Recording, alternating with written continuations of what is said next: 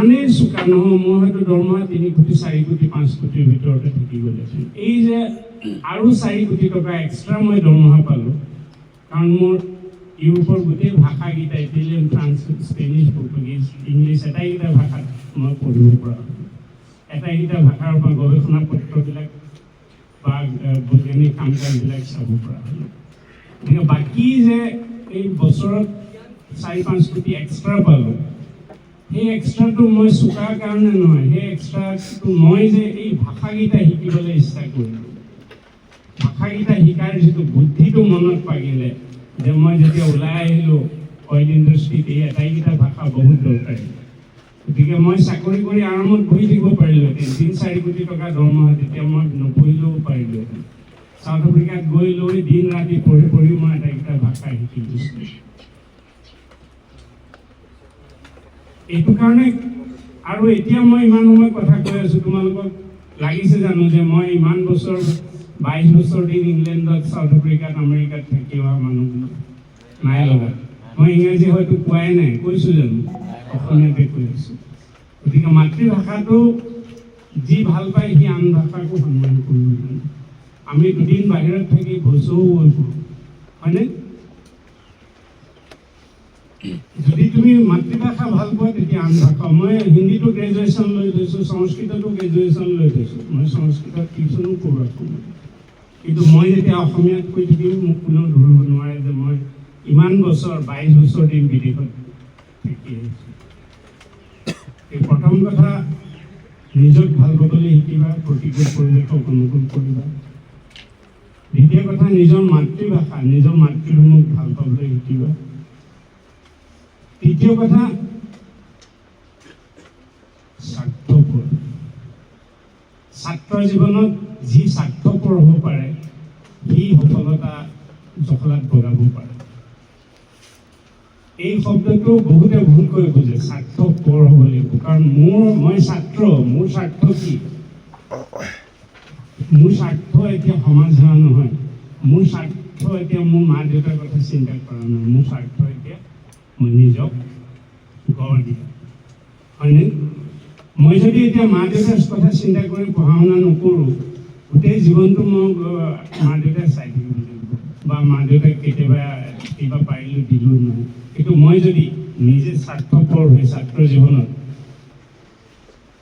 ভাল চাকৰি কৰোঁ, ভাল উপাৰ্জন কৰিব পাৰোঁ, ভাল মানুহ হ'ব পাৰোঁ, সেইটোহে মা দেউতাৰ প্ৰতি আচল সেৱা, সেইটোহে মোৰ জাতিৰ প্ৰতি আচল সেৱা। মই এতিয়া বাহিৰত চাকৰি কৰি কোটি কোটি টকা দৰমহা পালোঁ, সেই টকাবিলাক আনি মই অসমত লগাইছোঁ। মোৰ ৰিজৰ্টত প্ৰায় 22জন চাকৰিয়াল আছে, 22জন অসমীয়া ল'ৰাক মই দৰমহা দিছোঁ। গতিকে ছাত্ৰ জীৱনত আটাইতকৈ ডাঙৰ বস্তুটো হ'ল কি? স্বাৰ্থপৰ হ'ব লাগিব। মোৰ ফ্ৰেণ্ডটোৱে বেয়া পাব মই ওলাই যাওঁ, মোৰ লগৰকেইটাই বেয়া পাব মই পাৰ্টি কৰোঁ, মোৰ লগৰকেইটাই বেয়া পাব মই এইটো নকৰোঁ, নহ'ব। তুমি কি ভাল পোৱা সেইটোহে তুমি কৰিব লাগিব। মোৰ বন্ধুৱে মোক ভাল পাওক বেয়া পাওক, মোৰ বন্ধুৱে মোৰ মাক নোখোৱাই, মোৰ দেউতাক নোখোৱাই, মই যদি কাইলৈ সফল হওঁ মোৰ বন্ধুখিনিও আহিব। মোৰ জীৱনত বন্ধু নাই। পঢ়া কালত মোৰ আটাইতকৈ যদি লগৰীয়া বন্ধু এটাই আছিলে, মাকমত ৰঞ্জিত শৰ্মা বুলি তিনিচুকীয়া কৰিলে। এতিয়া তেখেতৰ মাকৰ 100 বছৰ যেতিয়া শতবৰ্ষ পাতিছে শুনিছোঁ, আমি BSc একেলগে পঢ়িছিলোঁ। কিন্তু পঢ়িলোঁ খতম। মই মোৰ বাদে কাকোৱে মোৰ বন্ধুত্ব মানে মোনাটোত নভৰাওঁ। মই বন্ধু অকল মোৰহে বন্ধু, মই কাৰো বন্ধু নহয়। কিন্তু সকলোকে সহায় কৰিম, মানুহ হিচাপে মোৰ কৰ্তব্য, অসমীয়া হিচাপে কৰ্তব্য। কিন্তু মই যেতিয়া মই আমাৰ ছাত্ৰসকলৰ আটাইতকৈ ডাঙৰ কথা কি? আজিৰ অসমত আটাইতকৈ ডাঙৰ কথা হৈছে কি? মই তোক চিনাকি হোৱাতকৈ আমি ছাত্ৰ সন্থা, আমি আমুক দল, আমুক নেতা, আমুক দল, আমি সেইবোৰ পৰিচয় দিবলৈ যাওঁ। সেইটো পৰিচয় নহয়। মই এটা উদাহৰণ কওঁ, মোৰ দদাইদেউ এটাই ল'ৰা। যেতিয়া দদাইদেউ ঢুকালে, খুৰী অকলে হৈ গ'ল, ভাইটিয়ে ক'লে মই আৰু পঢ়িবলৈ নাযাওঁ, মাক অকলে যাওঁ। মই তেতিয়া গালি গালাজ দি তাক আকৌ MBA কৰিবলৈ পঠাই দিছোঁ। গাঁৱত থাকি হয়তো কোনোবা কিবা এটা কৰিলে সেইটো খেতি বাতি হয়, কিন্তু সি MBA পঢ়ি আজি এক্সিছ বেংকৰ জোনেল এটা হেড পোষ্টত সি চাকৰি কৰে। এই যে মাকক এৰি নাযাওঁ বুলি কৈছে, আজি মাক সুখী নে সি লগত থকা হ'লে সুখী? নিশ্চয় আজি মাক বেছি সুখী, নহয় জানো, যে মোৰ ল'ৰাটো হ'ব। সেইটোকে কয় স্বাৰ্থপৰ। গতিকে ছাত্ৰসকলৰ আটাইতকৈ ডাঙৰ সম্পত্তিটো হ'ল নিজকে স্বাৰ্থপৰ হিচাপে স্কুলৰ সময়ত, পঢ়াৰ সময়ত, টেবুলখনত বহি থাকোঁতে পৰীক্ষাৰ বহীখন লৈ মই যদি স্বাৰ্থপৰ হ'ব পাৰোঁ, মোক কোনেও ৰক্ষা কৰিব বা ৰখাব নোৱাৰে। এইটো বহুত ডাঙৰ বস্তু, আমাৰ ল'ৰা ছোৱালীৰ কাৰণে বহুত ডাঙৰ বস্তু। আৰু মেট্ৰিকৰ ৰিজাল্টৰ সময়ত মোৰ বিষয়ে পেপাৰত ওলায়, হায়াৰ ছেকেণ্ডেৰী ৰিজাল্ট দিলেও বহুতে মোৰ বিষয়ে পেপাৰত লিখে, বহুতত ওলাইছে, মই গমেই নাপাওঁ, ওলাই থাকে। এইটো কাৰণে ওলাই যে মেট্ৰিকত কি পাইছে ডাঙৰ কথা নহয়, যিটো হ'ল হ'ল, তাৰ আগলৈ কি কৰিছে। হায়াৰ ছেকেণ্ডেৰীত কিমান পাইছে সেইটো ডাঙৰ কথা নহয়, তাত জীৱনটো শেষ নহয়, তাৰ পাছতো বহুত আছে। মোৰ ঘৰত মোৰ ভাইটি দুটা ইঞ্জিনিয়াৰ, এটাই ডাক্তৰ, দেউতা ক্লাছ 6-7লৈ পঢ়া। মই একমাত্ৰ ডাক্তৰ ইঞ্জিনিয়াৰ একো নহ'লোঁ, মই সাধাৰণ BSc পঢ়িলোঁ। সেইটো ডাঙৰ কথা নহয়, কিন্তু সিহঁতে গোটেই জীৱনটো যিমান টকা ঘটিলে মই হয়তো এবছৰতে সিমান দৰমহা পালোঁ, 2 নম্বৰ নপৰাকৈ। কথাটো বুজি পাইছেনে? গতিকে সফলতা অকল ডাক্তৰ ইঞ্জিনিয়াৰ পঢ়িলে নাহে, যিটোৱে কৰা সেইটোতে নিজ অনুকূল, যেনেকৈ ক'লোঁ যে প্ৰতিকূল পৰিৱেশবোৰ অনুকূল কৰিব পৰাটোৱে আচল জীৱনৰ সফলতা।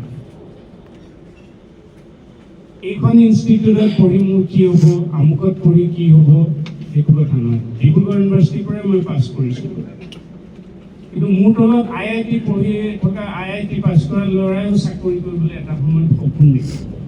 আমাৰ দৰে চাকৰি কৰিবলৈ IIT পাছ কৰা বুলি একো সপোন দেখে, কাৰণ ইমান ডাঙৰ দৰমহা, এনেকুৱা চাকৰি। মই এখন দেশৰ মুখ্য বৈজ্ঞানিক উপদেষ্টা, কিন্তু মইতো ডিব্ৰুগড় ইউনিভাৰ্চিটিতে পঢ়ি গ'লোঁ, কোনো ডাঙৰ IIT বা ডাঙৰ পঢ়োৱা ইনষ্টিটিউটত পঢ়াকৈ নাছিলোঁ।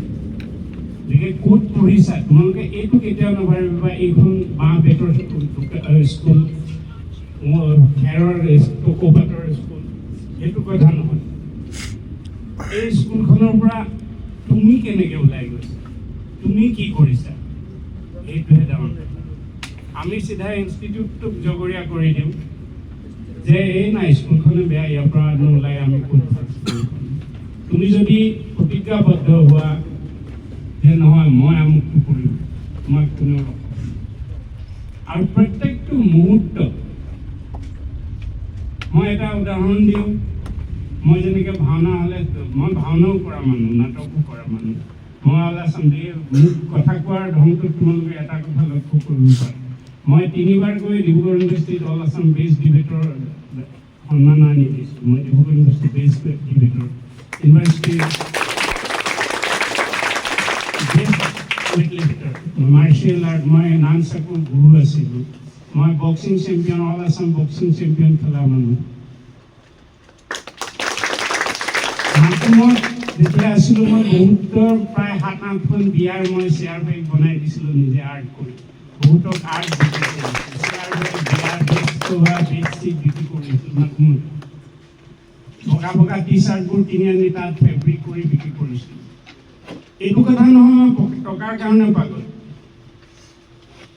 এই যে ভাওনা বুলি ক'লে মোৰ দোকানখন আছিলে, এই যে বন্ধ দিন দেওবাৰ বুলি ক'লে মই দোকানঘৰ বজাৰলৈ গৈছিলোঁ, মই তিনিআলিত আড্ডা মাৰিবলৈ সময় নাপাওঁ। আজি তোমালোকৰ আগত থিয় হৈ থকাৰ এটা মূল কাৰণ কি হ'ল জানানে? মই তিনিআলিত স্কুলৰ পাছত, কলেজৰ পাছত আড্ডা মাৰিবলৈ সময় নাপালোঁ, কাৰণ সময় নিদিলোৱেই। মই আজৰি সময়খিনিত মই টিউশ্যন কৰিলোঁ, বেপাৰ কৰিলোঁ, টকা ঘটিলোঁ। এইটো নহয় যে মই টকাৰ কাৰণে ক্ৰেজি, কিন্তু মই নিজৰ সময়বোৰ ইমানেই ৰুটিন কৰি পেলালোঁ, আজৰিয়ে নাপালোঁ যে ক'ৰবাত লগৰ ল'ৰাৰ লগত গৈ আড্ডা মাৰিম, ক'ৰবাত লগৰ ল'ৰাৰ লগত গৈ ঘূৰি ফুৰিম, আজৰি নাপালোঁ, কিন্তু চব কৰিলোঁ।